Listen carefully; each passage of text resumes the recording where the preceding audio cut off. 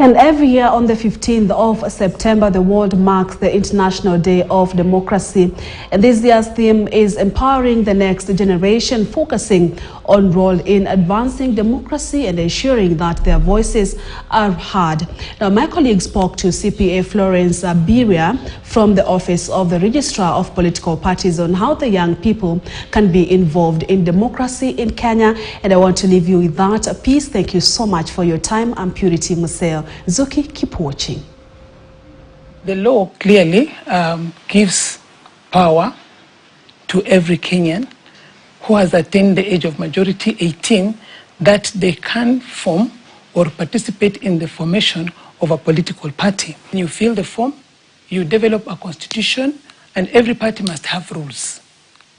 Yeah? Not necessarily election rules or nomination rules, but even for elections of their own officials. So rules, and then also they must have the founding members, because we have the membership, the bigger membership, but we have founding members. So the founding members, we need to have the minutes whereby they resolved to register a party, as well as their details, because we need to check, are they Kenyans of good moral standing?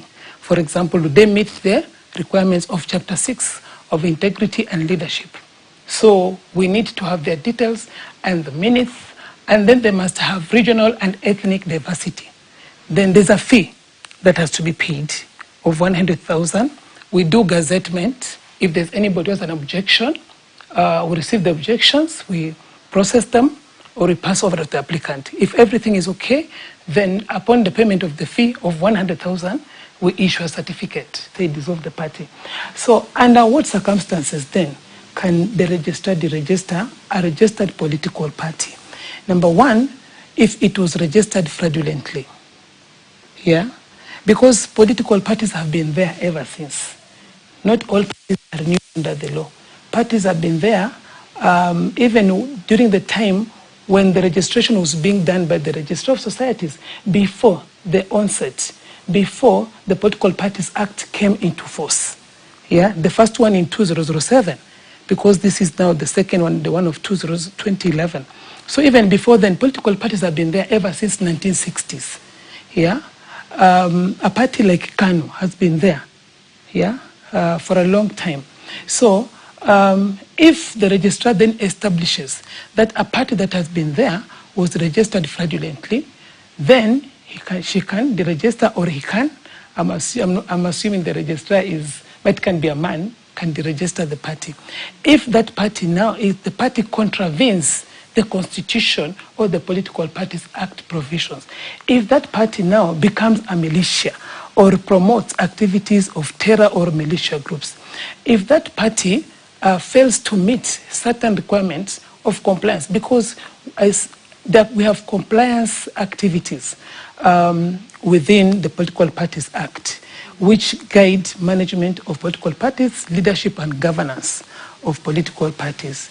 Is, for example, nomination. They bungle nominations, and then there's a complaint and they're not able to remedy that.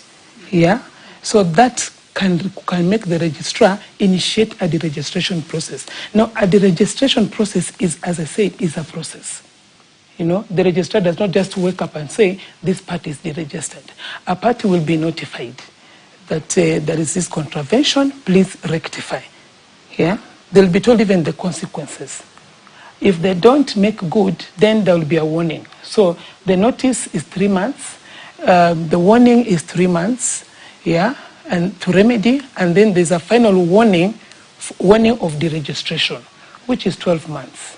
If the party does not do anything, they just go mute, yeah, then the registrar will have no option but to deregister the party, because it could also imply that there is no leadership. The International Day of Democracy is a day that is commemorated, celebrated globally in recognition of democracy globally, but mainly the purpose is to promote and to uphold principles and ideals of democracy, and to ensure that there is awareness, sensitization, and that citizens of democratic states then are able to safeguard the democracy, because it is through democracy that citizens are able to enjoy their rights and freedoms. Because a democracy is whereby governance is by the people. Yeah. So it's important because it's like a reminder, that we have rights and freedoms, and that democracies must be built, strengthened, must be enhanced, and therefore it gives an opportunity for countries to take stock of the progress they have made, be able to focus, in advancing democracy, and in pointing out areas for improvement, because it's like it gives us a platform and an opportunity to have a conversation with ourselves, because the way we'll have a conversation in one country will be different from another, because democracy is practiced differently, even though democracy is democracy, but there are different types of democracies, and the principles of democracy that are applied in one country may not be the same in another. So each state, each country then takes stock of its own situation. Are we in the right direction? Yeah, is there something that we need to do? So, and even to appreciate the progress that we are making, because it's not a must that every time we are looking at gaps, we are looking at ills, we are looking at what is not working. It's good even to look back and appreciate the gains and the progress we have made. As a country, there are a lot of gains that we have made. There's a lot of progress that we have made. There are a lot of milestones that we have achieved that we need to appreciate and motivate ourselves even to continue progressing, because there is much more that as a country we need to do even as we pursue democracy. The nation, the description of the mandate of this office that I've already given earlier, you can tell, because, democracy is about rule by the people, and in this office, in this country, the power is given to the people. And now, when you talk about democracy, it's about the people being able to make their own decisions. Because when you talk about enjoyment of rights and freedoms, basically it's about making decisions. And here we are speaking about governance and political decisions, because political decisions and processes are really what now gives us leadership. Because in this country, we have a system of government that is representative. We have a representative democracy, as a country, but also we have a direct democracy. Now, I want to speak about the representative democracy, whereby the Kenyans who have the power actually elect leaders that now make decisions on their behalf, including making laws, and a lot of decisions that determine the welfare and the well-being of the people, even to be able to enjoy those rights and freedoms that they have been enshrined in the statutes. And when you talk about representative democracy, definitely we are talking about political parties, and the political processes and election processes, and of course values and principles that support all that. But just speaking about ORPP, talking about political parties, who is the regulator of political parties in Kenya? It is the registrar. And in the terms of regulation, we're talking about who even approves the registration of a political party. It is the registrar. And these are the vehicles through which Kenyans exercise their political rights and therefore democracy. So it's very critical, because these are institutions that need to be safeguarded. They're one of the avenues through which then Kenyans exercise their rights, their political rights. And Article 38 of the Constitution, which talks about political rights, it is through this process that Kenyans are able to elect their leaders who are nominated by political parties to participate in elections. It is in these political parties whereby, critically, we have even the marginalized participating in terms of even making decisions, because political parties inform public policy, they shape public policy. They converge and consolidate opinions of the people through their political groupings. And speaking about the special interest groups, which are basically the women, the youth, persons with disability, the marginalized, and the minorities. we have ensured, as a duty bearer, to enhance and promote democracy in this country, that in every political party, where key decisions or even nomination to elections are done, that there is a space for the special interest groups, the women who really don't have the muscles. Yeah?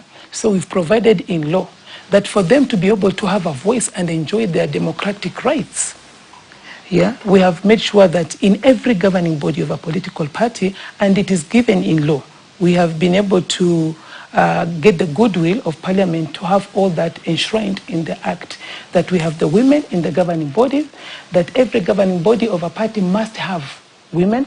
Yeah, at least the 1/3 gender rule, the 2/3 gender rule, that one we don't compromise.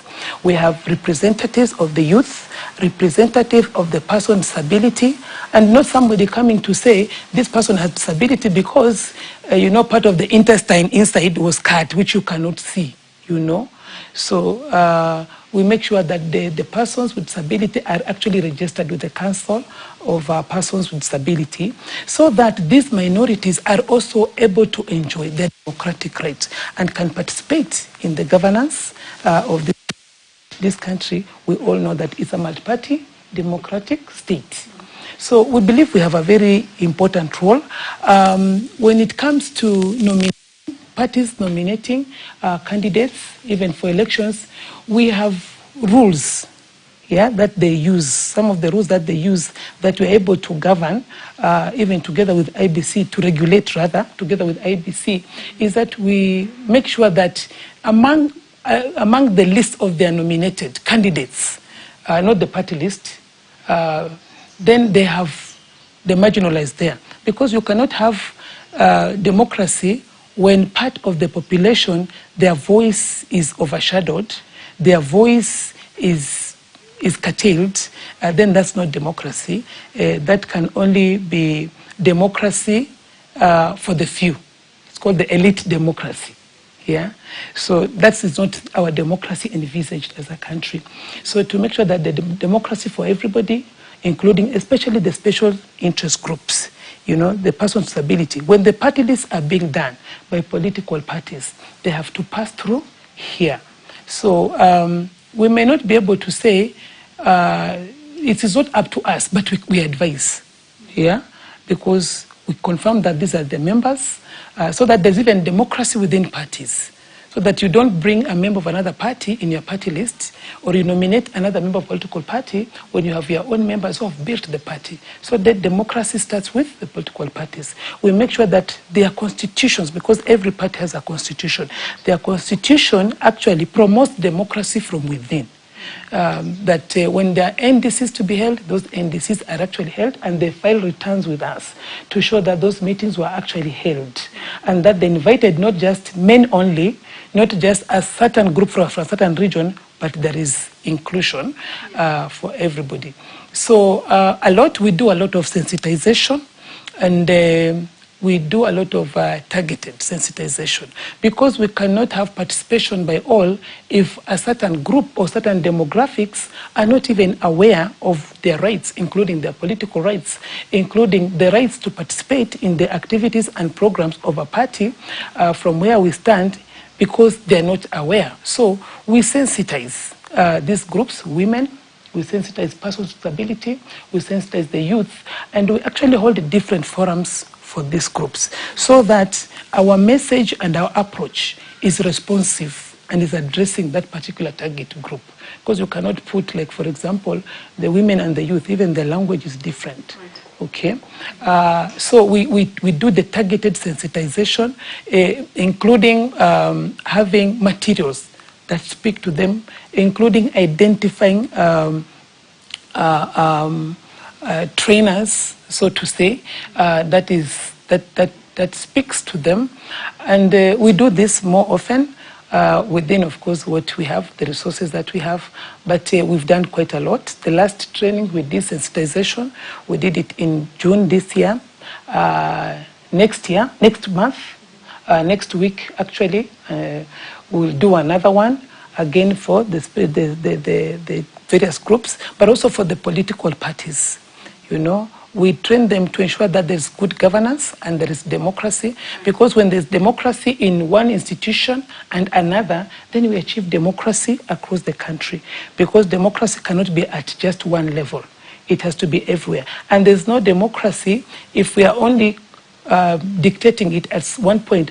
But those who are supposed to hold, the leaders accountable for democracy, then they are not aware, or they don't have the power and the muscles to do that. We are able to do that outreach, because we have over 24 million Kenyans who belong to political parties. So we believe that any message that we send to political parties, all of them, the 90 registered parties, is able to reach the 24 million plus Kenyans who are members of political parties. And as we build then their capacity, as we empower them, then we are empowering the nation so that we can be a true democratic state. Okay, I just wanted to say one more thing, because this year's theme of the International Day of Democracy is empowering the next generation. And the next generation here, we are looking at the young people. And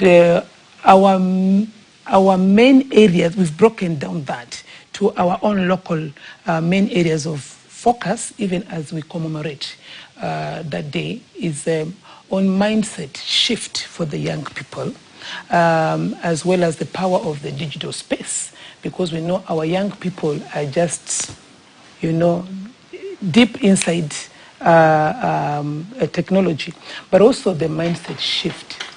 That, in as much as there's so many provisions that I've explained here in various laws and even within institutions, so that we make sure that there is inclusion and that the young people are given a chance to participate, because young people are the majority in this country. And we are so happy that even the global theme for this year actually speaks to the young people, the next generation, that the young people need to rise to the occasion, okay? The provisions are there, but when they get the space, you are in the governing body whereby party, for example, decisions are being made. Are they just there to complete numbers? Are they just there for this party to come to this office and say, we have 3 young people in our governing body? Yet, when the agenda is being transacted, you don't quite see the agendas of the youth coming out strong, and the youth are there. And that's why we are saying the youth need to know that they've been empowered, okay? And this is their time, yeah? That it is one thing to have the provisions, but unless they wake up and seize the opportunity and seize that provision, the provisions that are given, because we're talking about affirmative actions. That's what these laws are talking about, by giving the provisions. But affirmative action alone, by provisions, will not change the narrative until somebody seizes that opportunity. And that's why we are focusing on the young people, asking the young people, let's have a mindset shift. This provision will be there, but leadership will not be given to you. When you go to that discussion table, the decision-making table, and you're being told that, this person is 40, but 40 is not very far from 30. He can represent the youth. And you are there, you are 30. Yeah? Do not give up your birthright. Just speak and say this slot is for the young people, and we will not allow it to go to anybody else. Let the young people go to those tables with an agenda. Let them consolidate the agenda of the young people, yeah? Because the young people in every part, the youth, they have leagues within the youth where we expect them to consolidate.